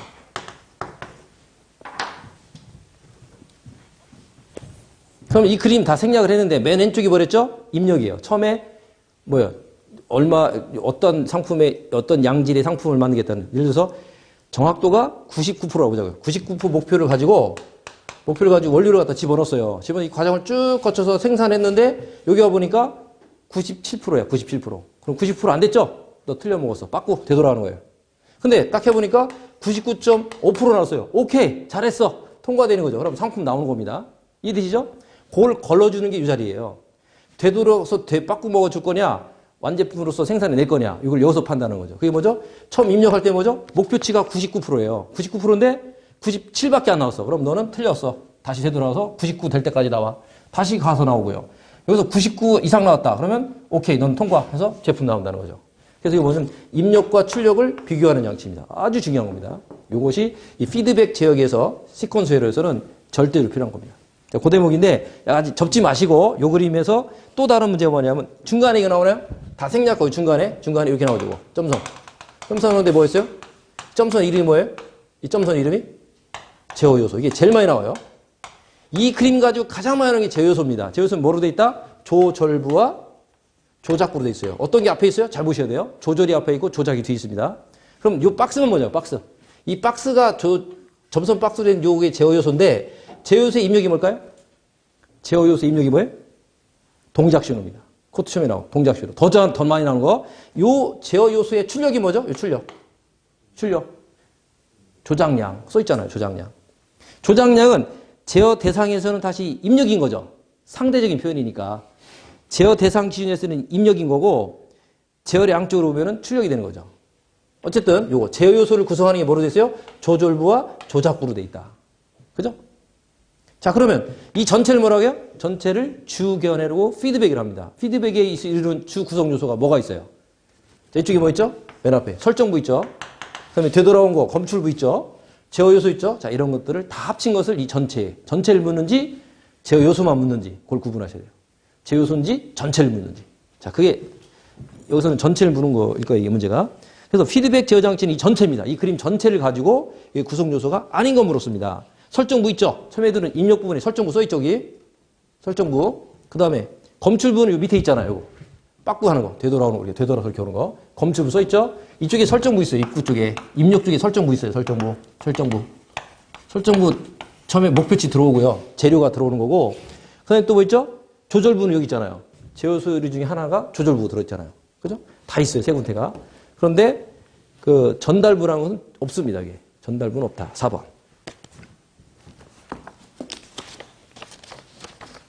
네, 쇼타시.